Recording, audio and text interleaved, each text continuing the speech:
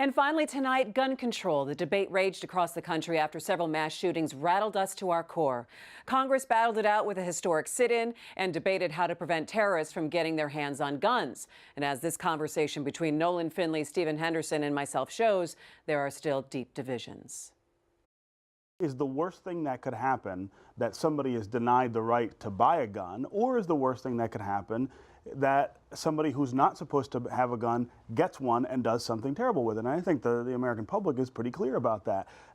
Every other right in the Constitution is handled in a way that prevents, that weighs the one set of liberties against another. The liberty to not be shot in a nightclub, the liberty to not walk down the street and think somebody's going to shoot across the street at you.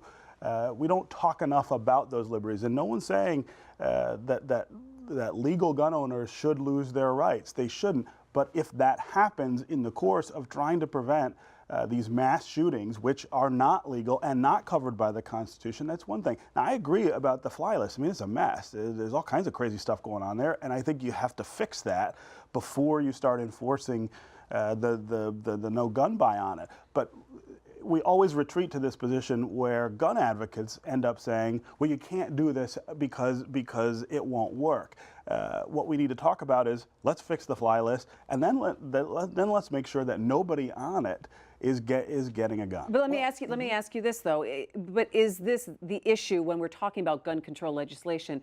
Is this what we should be concentrating on in terms of a no-fly list? Should we be concentrating on an assault weapon ban? Should we be concentrating on more funding going to medical research into why some of these mass shootings are happening? What we should be looking at in this case is why. I mean, you want to talk about the no-fly list and the terror watch list. This guy wasn't on either one of them. This Omar Mateen wasn't on either one of them. Had 3 contacts, including the day he bought the guns. You had a gun owner reporting him, and that information. And I think that's what's disappointing, because people talk about, if you see something, say something. Right. And this gun shop owner saw something and said something, and they never visited him. So instead of sitting all over Congress on an issue these folks know is going nowhere, and know is problematic from a constitutional point of view, they should be examining again why our intelligence service isn't working. If you've got I'm telling you, if you've got 1.5 million people on a no-fly list and 57,000 people on the terror list and 57,000 on the no-fly list, you've got bigger problems in this country than gun measures. I mean, they need to cull that down to the true threats and then start dealing with them. And then I think you can have bipartisan agreement. But I mean, going back to the poll and the trading liberties, we know that once you start trading liberties for security, it never ends. One deprivation leads to another. You've got a right-wing group out there saying, yeah, nobody on the terror watch list should be allowed to go to a mosque or congregate with other Muslims. It's a slippery slope, and it always is. We've always been able and had to figure out ways to balance certain sets of liberties against others. I mean, this idea that we don't do that with every other amendment is just patently false. It's just not the way it works. We don't deny due process in any We don't, other but amendment. No one's arguing to deny due process. Basing this on the terror watch list would do that. But what we're saying is fix the list. Fix the list, install a due process. Not in that legislation. In the Senate bill, there is. It would fix the due process. No, what it would do is provide a waiting list where you can go and finally get your rights back. Look, but you should not be on a list without being notified. This is the way the Constitution works. There is no right in the Constitution that is absolute. It can be abridged for any number of reasons. They get abridged all the time. Even Justice Scalia, in a really important speech that he used to give, would talk about that there's nothing sacrosanct in the Constitution about individual rights. They are all subject to government regulation, especially when it comes to public safety. And I think it's interesting. Go ahead, finish your point. The only amendment that we don't have a rational conversation about where that abridgment should exist and should not is with the Second Amendment, which is subject to a stack of regulations that. Okay, well, hang on one second, Noah. And something I want to throw into this conversation. It was a quote that jumped out at me that Lindsey Graham said, and he said, "To my friends at the NRA, I understand your concern about denying somebody the right to buy a gun, but every right, whether speech or buying a weapon, has boundaries on it." Do you agree with that? Of course, and there are boundaries on buying a gun.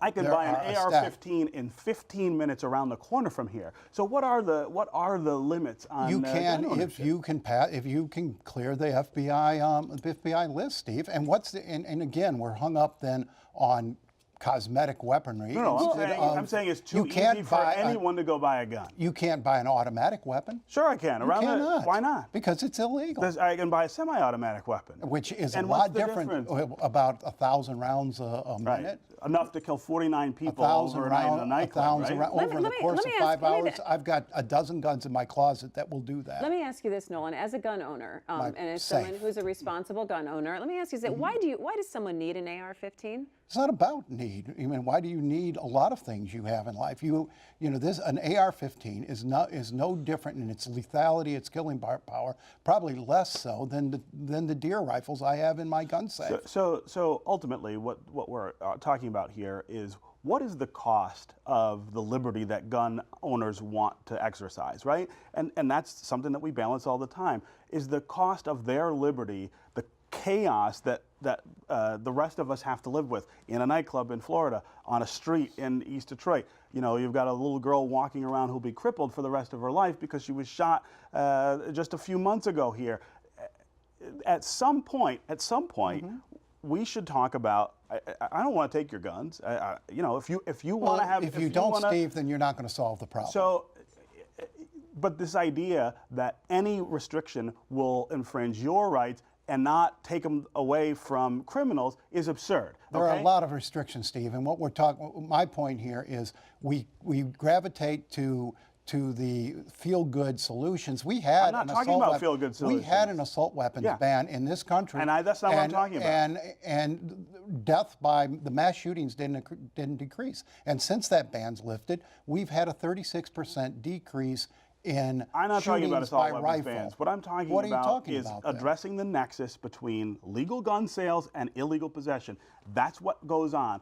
None of these guns. I don't think anybody would oppose Hang that, on. Steve. But none of these guns get stolen from manufacturers. They get sold, they get distributed to gun shops and other places, and they get sold, and then they end up in illegal hands. And there is no constitutional right for that to happen. There's no I agree constitutional protection for wholeheartedly that. with that, And we Steve. ought to be able to. So where I is agree the solution then? wholeheartedly with I that. think. But that's not what's on the table. Hang on. Where's the solution? Why shouldn't guns be heavily registered? Why shouldn't gun owners have to get a license like they do in other civilized countries in order to have the gun and to use it? I mean, the idea of putting more onus on legal gun owners to make sure that their guns do not fall into the hands of criminals is perfectly reasonable and not an abridgment Why of their wouldn't rights. gun owners want that, Nolan? Well, I think most gun owners do. And that is going to do it for MiWeek. Happy New Year! We'll be back next week with an all-new show in 2017. Make sure you find us on Facebook and on Twitter. We're there at MiWeek. Thanks to the great crew here at Detroit Public TV. I'm Christy McDonald. We'll see you next time. Take care.